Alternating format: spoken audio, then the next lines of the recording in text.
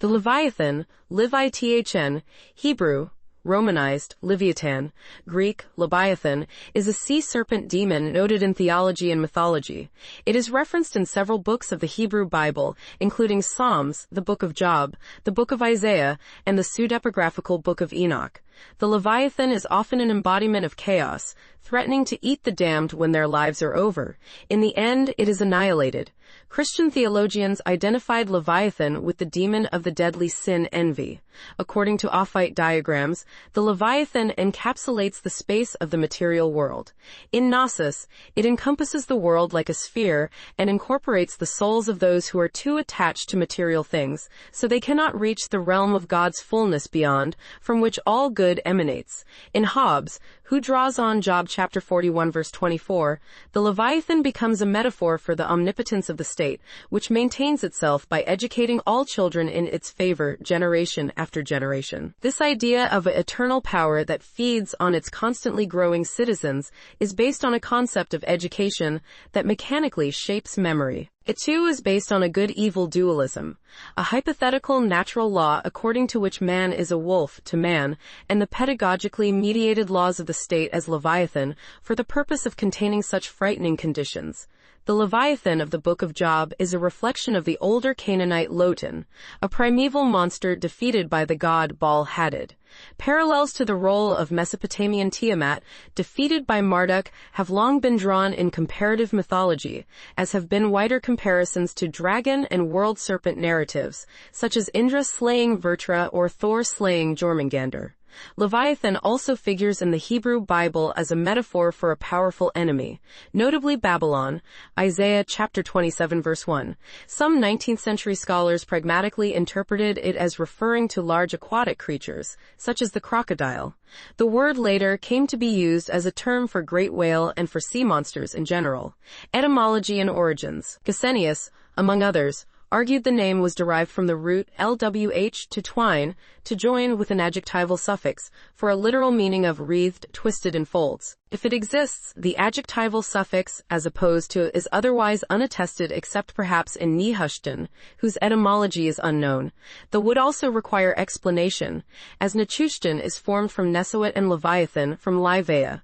The normal pattern fs adjective would be Livion. Other philologists, including Liskian, thought it a foreign loanword. A third school considers it a proper noun. Bauer proposed plus for wreath of serpent. Both the name and the mythological figure are a direct continuation of the Ugaritic sea monster Lotan, one of the servants of the sea god Yamu defeated by Hadad in the Baal cycle. The Ugaritic account has gaps, making it unclear whether some phrases describe him or other monsters at Yamu's disposal, such as Tunanu, the biblical Tannin. Most scholars agree on describing Lotan as the fugitive serpent, Buchenbur, but he may or may not be the wriggling serpent, Buchenculation, or the mighty one with 7 heads, slight DSBT rasm. His role seems to have been prefigured by the earlier serpent Temtum, whose death at the hands of Hadad is depicted in Syrian seals of the 18th-16th century BC. Sea serpents feature prominently in the mythology of the ancient Near East. They are attested by the 3rd millennium BC in Sumerian iconography depicting the god Ninurta overcoming a 7-headed serpent. It was common for Near Eastern religions to include a chaos camp, a cosmic battle between a sea monster representing the forces of chaos and a creator god or culture hero who imposes order by force. The Babylonian creation myth describes Marduk's defeat of the serpent goddess Tiamat, whose body was used to create the heavens and the earth. The most original of these myths date back to the Sumerians' Genesis. Analogous to air as the element of life, which according to this conception is breathed out again with death, Enlil here is regarded as the powerful spirit who created the earth in the midst of a cosmic freshwater primordial ocean. Leaving the earth surrounded by it, underwater, he attached a bubble of breathable air to the top, and subsequently became the leader of an organization of 3 male groups of gods, Anunnaki.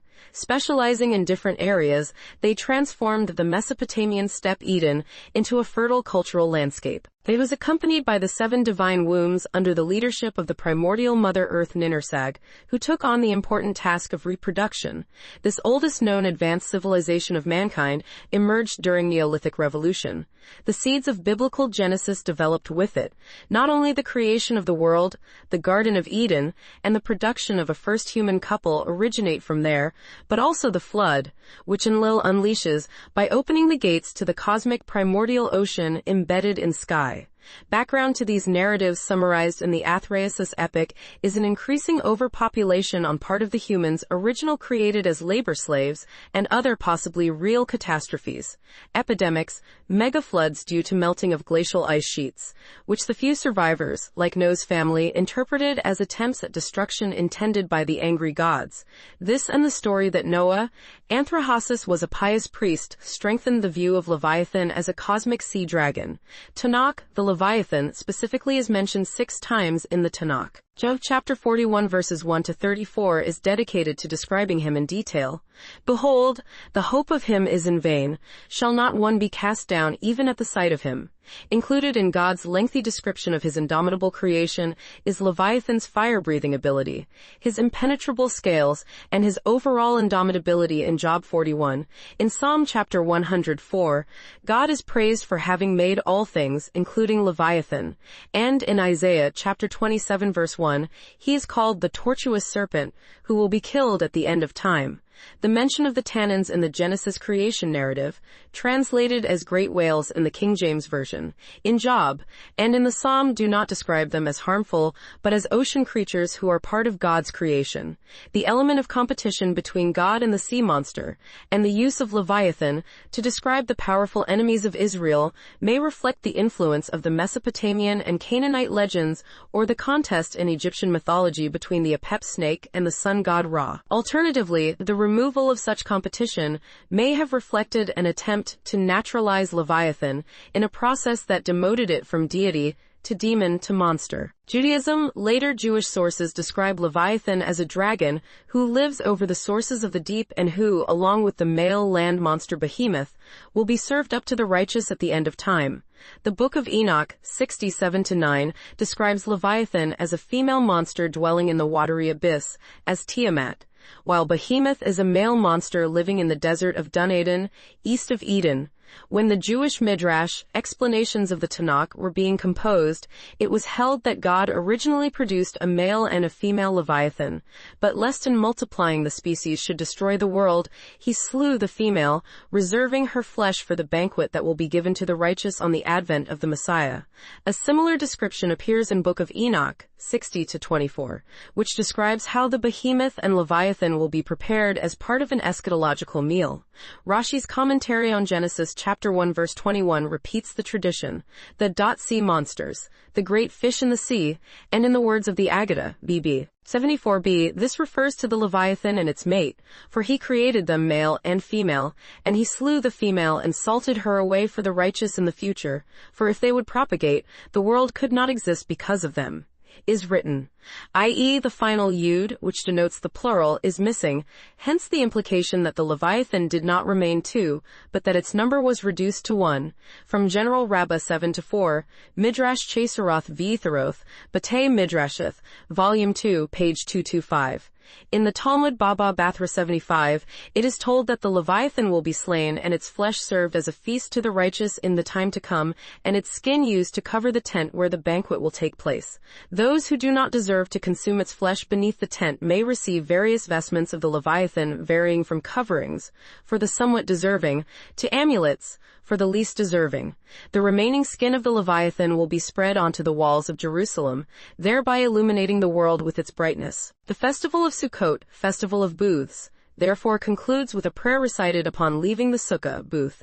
May it be your will, Lord our God and God of our forefathers, that just as I have fulfilled and dwelt in this sukkah, so may I merit in the coming year to dwell in the sukkah of the skin of Leviathan. Next year in Jerusalem. The enormous size of the Leviathan is described by Johanan bar Napaha, from whom proceeded nearly all the Aggadah concerning this monster. Once we went in a ship and saw a fish which put his head out of the water. He had horns upon which was written, "I am one of the meanest creatures that inhabit the sea. I am 300 miles in length, and enter this day into the jaws of the Leviathan. When the Leviathan is hungry," reports Rabbi Dimi in the name of Rabbi Johanan, "he sends forth from his mouth a heat so great as to make all the waters of the deep boil. And if he would put his head into paradise, no living creature could endure the odor of him. His abode is the Mediterranean Sea." In a legend recorded in the Midrash called Perk de Rabbi Eliezer, it is stated that the fish which swallowed Jonah narrowly avoided being eaten by the Leviathan, which eats one whale each day. The body of the Leviathan, especially his eyes, possesses great illuminating power. This was the opinion of Rabbi Eliezer, who, in the course of a voyage in company with Rabbi Joshua, explained to the latter, when frightened by the sudden appearance of a brilliant light, that it probably proceeded from the eyes of the Leviathan. He referred his companion to the words of Job, chapter 41 verse 18, "By his neesings a light doth shine, and his eyes are like the eyelids of the morning."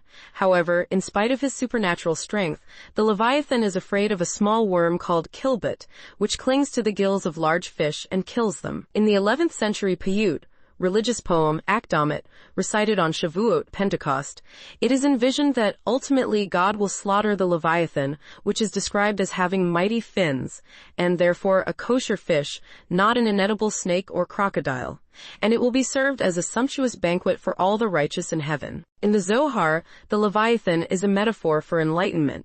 The Zohar remarks that the legend of the righteous eating the skin of the Leviathan at the end of the days is not literal, and merely a metaphor for enlightenment. The Zohar also specifies in detail that the Leviathan has a mate. The Zohar also associates the metaphor of the Leviathan with the Zadok or righteous in Zohar 211b and 358a.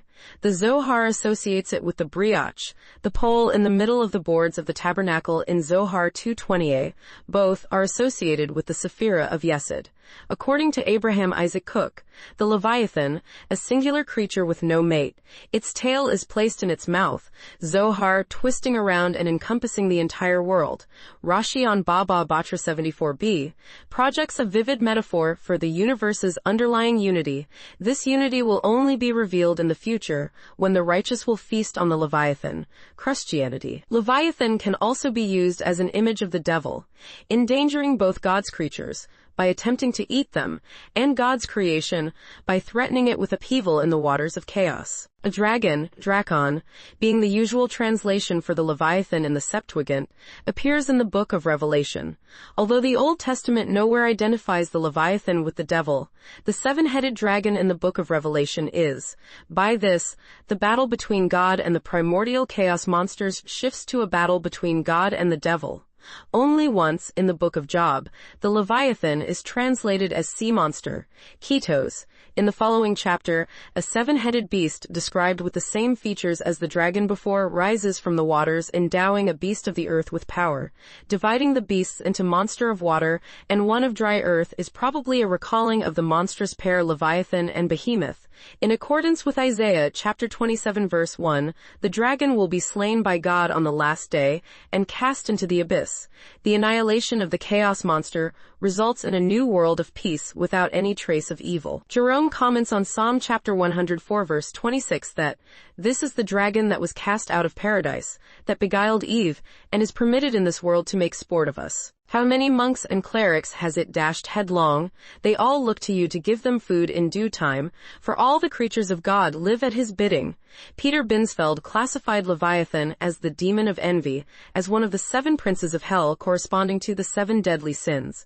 Leviathan became associated with, and may originally have been referred to by, the visual motif of the hell myth, a monstrous animal into whose mouth the damned disappear at the Last Judgment, found in Anglo-Saxon art from about 800, and later all over Europe.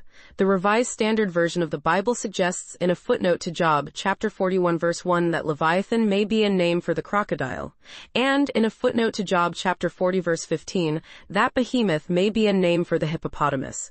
Satanism. Anton Lavey in the Satanic Bible, 1969, has Leviathan representing the element of water and the direction of west, listing it as one of the four crown princes of hell.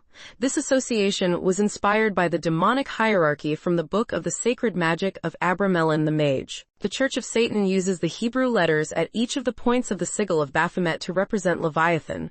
Starting from the lowest point of the pentagram and reading counterclockwise, the word reads Nun, Tav, Yod, Vav, lamed Hebrew for Leviathan. Gnosticism, the church father Origen accused a Gnostic sect of venerating the biblical serpent of the Garden of Eden. Therefore, he calls them Ophites, naming after the serpent they are supposed to worship. In this belief system, the Leviathan appears as an Ouroboros, separating the divine realm from humanity by enveloping or permeating the material world. It is unknown whether or not the Ophites actually identified the serpent of the Garden of Eden with the Leviathan. However, since the Leviathan is basically connoted negatively in this Gnostic cosmology, if they identified him with the serpent of the Book of Genesis, he was probably indeed considered evil, and just its advice was good. According to the cosmology of this Gnostic sect, the world is encapsulated by the Leviathan, in form of a dragon-shaped archon biting its own tail, Ouroboros. Generating the intrinsic evil in the entire universe, the Leviathan separates the lower world, governed by the archons, from the realm of God. After death, a soul must pass through the 7 spheres of the heavens. If the soul does not succeed, it will be swallowed by the Leviathan, who holds the world captive and returns the soul into an animal body. In Mandaism, Leviathan is regarded as being pseudo-essential with a demon called In Manichaeism, an ancient religion influenced by Gnostic ideas, the Leviathan is killed by the sons of the fallen angel Shemiaza. This act is not portrayed as heroic, but as foolish, symbolizing the greatest triumphs as transient, since both are killed by archangels in turn after boasting about their victory. This reflects Manichaean criticism on royal power and advocates asceticism. Secular use, the word Leviathan has come to refer to any sea monster, and from the early 17th century has also been used to refer to overwhelmingly powerful people or things, comparable to behemoth, also a biblical term, influentially so by Hobbes' book. 1651. As a term for sea monster, it has also been used of great whales in particular, e.g., in Herman Melville's Moby Dick. Although in the first Hebrew translation of the novel, translator Eliyahu Bertanker chose to translate whale to tannin, intending to refer to another sea monster, although in modern Hebrew usage tannin more commonly translates to crocodile, and leave the word Leviathan as it is, nodding to the ambiguity of the word in modern Hebrew, in which the word now simply means whale. An extinct genus of sperm whales bears the name Leviathan. A major cryovolcanic feature on Neptune's largest moon Triton has been named Leviathan Patera.